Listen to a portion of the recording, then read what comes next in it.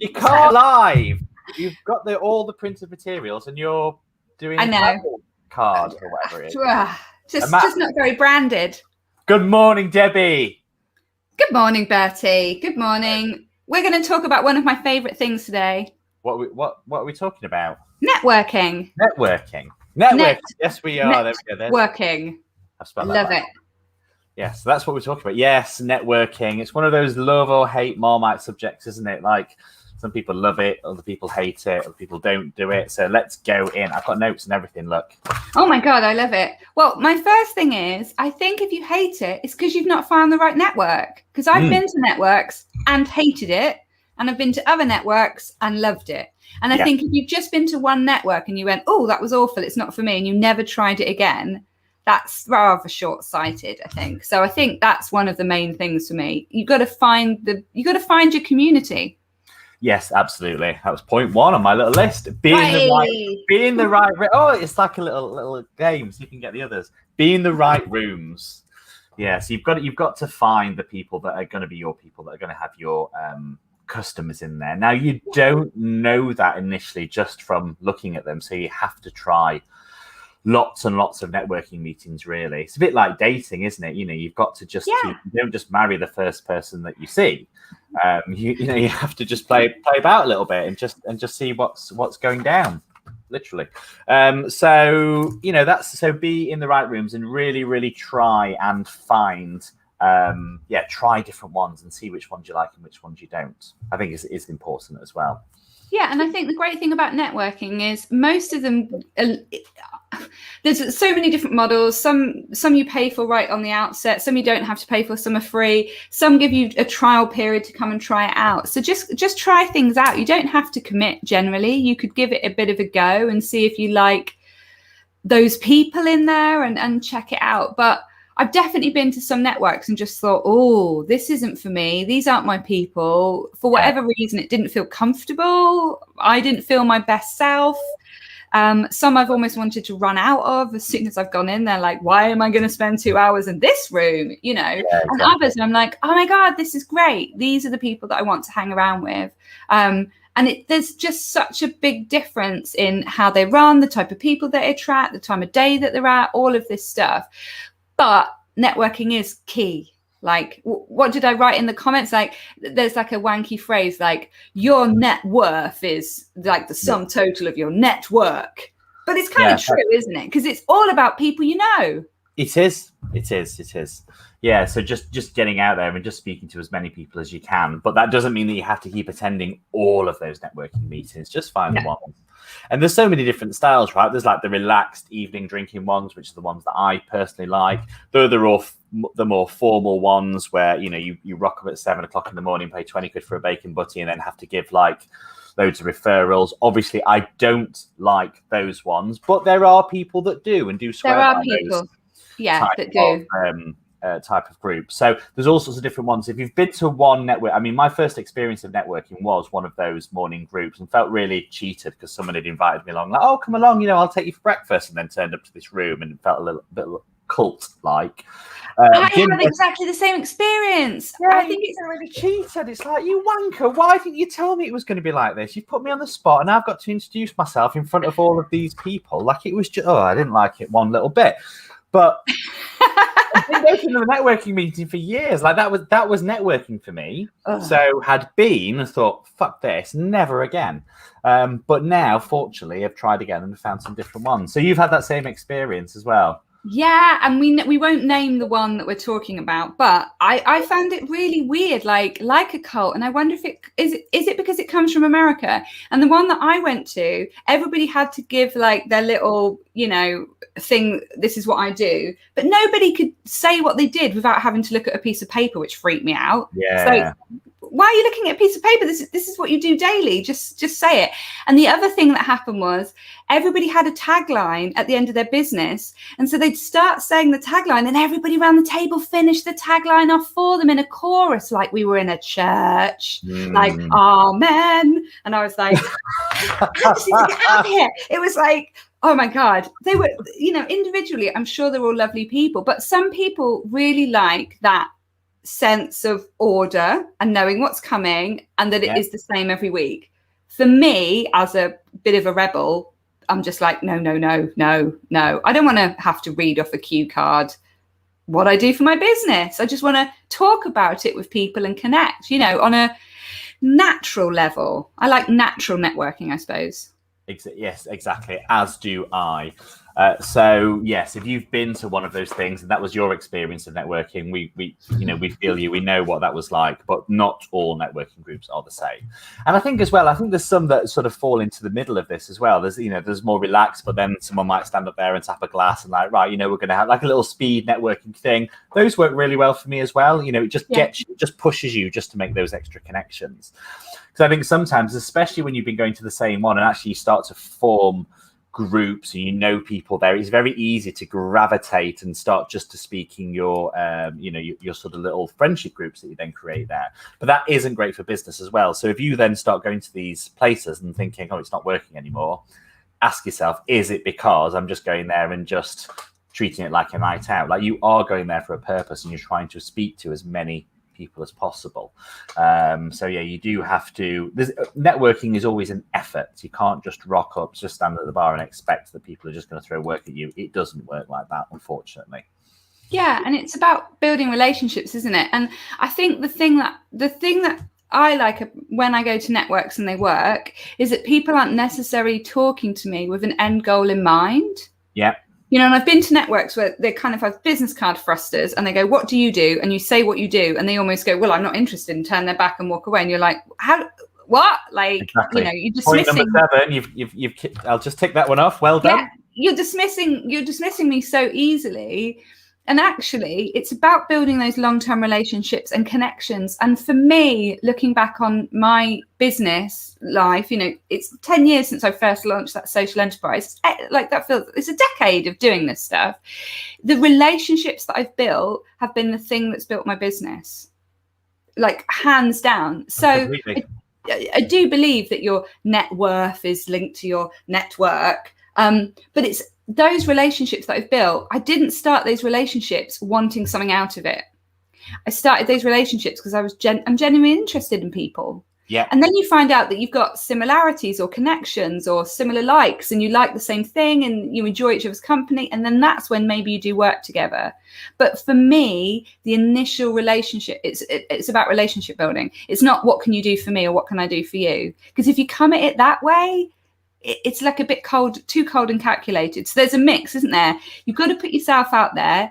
You've got to know that you're there for business. It's not a party time, but see it about building those long-term relationships. Yeah, exactly. And I think that's always the advice I would give on networking. That if you're going in there with an agenda and of course, like, we know in the back of our minds, we're going there to win business, but don't be trying to like win business in that moment, like today. Yeah. This is about building something long term. Yeah. So when I'm saying speaking to people, it's not going around and seeing how many business cards you can get rid of. That is not the aim at all. But to speak to as many people and strike up those conversations. And sometimes it's a little bit awkward, isn't it, walking up to a group, especially if maybe they're in their little friendship clicks already, because they can look a bit clicky. They're not necessarily, but they can perceive it from the outside.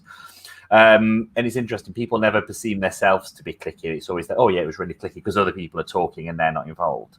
Yeah. So go in there, introduce yourself, just have a normal conversation. What have you done today? Are you enjoying the sun? Whatever. And then if there is that spark, there will become a point where someone will say, well, what is it that you do, Debbie? And then you'll tell them. And if there's that spark there, then explain what you do and then arrange a follow-up. Like, okay, well, we'd like to speak a little bit more. Maybe we'll meet for a coffee next week, and just leave it at that rather than, okay, let's get your checkbook out and let's try and sign it now or try and really close the deal. Just use it. Like, you can take those opportunities and turn them into something else. But that's not going to happen all the time. And I think you were speaking on a previous live this morning, and I heard somebody say that somebody at a networking meeting has then done business with someone a year later. Like, that's quite normal. That happened with us. Like, we had a conversation in a pub, and then we were working together like a year later. That's just how it happens. Yeah. So if you're going in there with the expectation of getting results from day one, it's not going to work. But that doesn't mean that networking isn't working for you.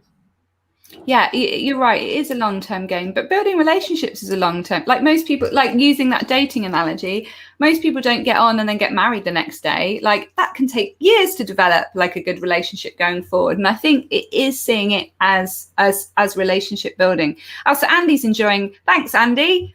Great comment. Come on. So Tim's got a question. Do you want to read that out? Yeah, absolutely. So I've stuck it on the screen. So how do you decide how much time to assign to networking events and probably won't win work immediately? So great. So Tim's already agreed that it is a slow burn there. That's fantastic.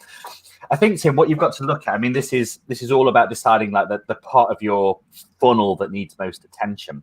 So if you've got loads of business in right now and you're struggling to follow up those contacts, then probably networking isn't the thing to be focusing on right now because you've got loads of stuff. But if you're looking for more customers, then I would be trialing networking alongside other things to bring people into the top of that funnel. So more things to get you more noticed and focusing on acquisition in general. But like anything, though, it's something that you really have to test and measure. So networking in general may work for your business, but it might be a really specific niche group. So it is all about testing and measuring. So when I say try networking groups, like try them for, I don't know, let's just say a period of 2-3 months and actually then record how many follow-ups did you have? Are people interested?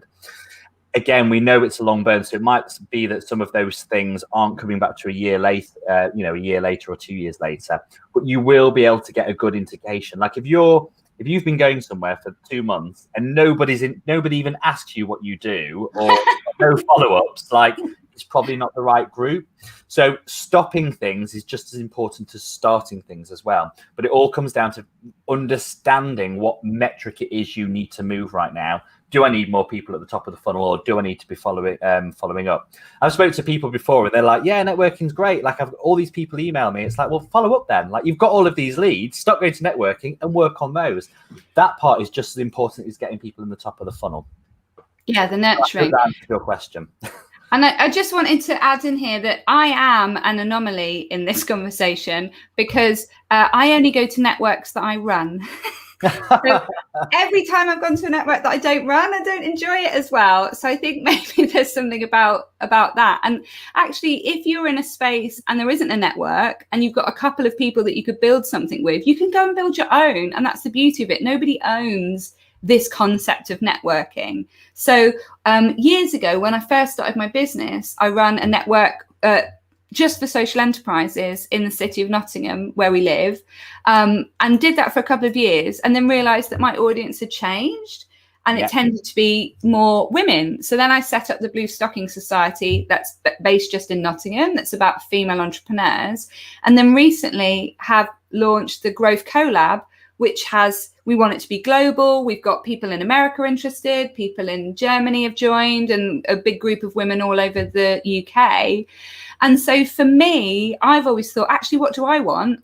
I'm just going to start something myself. And a network starts off with 3 people around a table or on Zoom and then can grow from there. So if you haven't found the thing that's for you or your industry or people that you like, just start your own, because actually it's about, picking a pub and saying, let's meet here, or picking an hour on Zoom and just giving people the Zoom link and connecting with people. So, you can make it be whatever you want it to be. And I think sometimes we feel like we need permission or other people need to start it, but networking is just communicating, isn't it? And building those relationships. Exactly. So if there's not something you like, be somebody, I was going to mention the one that shall not be named in the morning, but somebody started that, and then there's now got at least American and English franchise model. Like that's great. Start your own thing if you can't find something. You used to do something, didn't you, before lockdown, Bertie, where it was like a pub-based network, and right, yeah. And that sounded fun, and I wanted to come to that, and then COVID happened, and this is all gone down again. But you can just connect with people and build your own thing as well. Don't wait for there to be the perfect thing. If it's not there, make your own. Exactly, and this is the same advice you would give to anyone looking to, like, if you found a problem, if you're looking for a specific networking group, I don't know, for people who make bread or whatever, and it doesn't exist, then create one, because if you're looking for that, then other people will be looking for that same thing as well, unless it's something really, really super niche. But generally there will be other people that are looking for that problem, and this is how you start. This is how businesses start in the beginning, and that could be a networking business that could launch. Exactly. So, then you've got another revenue stream. Amazing. Exactly. Suddenly you're running multiple things, and that's exciting as entrepreneurs, isn't it? To be doing interesting things in interesting spaces and doing things a bit differently. So yeah. Try them out. If it doesn't fit, make your own. There you go. And the last bit of advice I was going to give is, if you get the opportunity to go to one of these places, and they're the places that maybe do like a 15-minute speech or whatever, as in people can then go and give tips, grab those opportunities with both hands. Because think about it, if you're in a room with, I don't know, 50, 100, 200 people, you've got to then work that room. If you get the opportunity to go and stand in front of them and deliver some meaningful, useful content that's going to help, then do it, because it's free exposure for you. So for the sake of 15 minutes, even if you don't know what you're going to talk about, like any industry can create something for 15 minutes that somebody is going to find interesting. That doesn't matter whether you're a plumber, baker, candlestick maker. You can put something interesting about your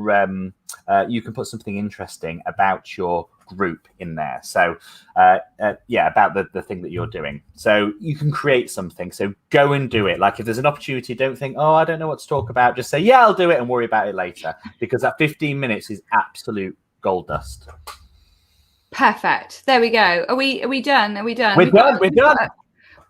We've got a last question though from Andy, but I don't get it. How much do networking group shout outs costs? It depends. Andy wants to sponsor it. Andy wants to sponsor us. That's what he's trying to do. We'll talk to you afterwards, Andy. Fantastic. Debbie, it has been a pleasure as always. If you're watching on the catch-up, thank you very much. We will still answer the comments later on. And if you're listening on the podcasts, do all the other podcasty stuff. Thank you very much. We'll see you next week at 10 a.m. here on LinkedIn, Debbie's Facebook, and on YouTube as well. Take care. Bye. See you soon.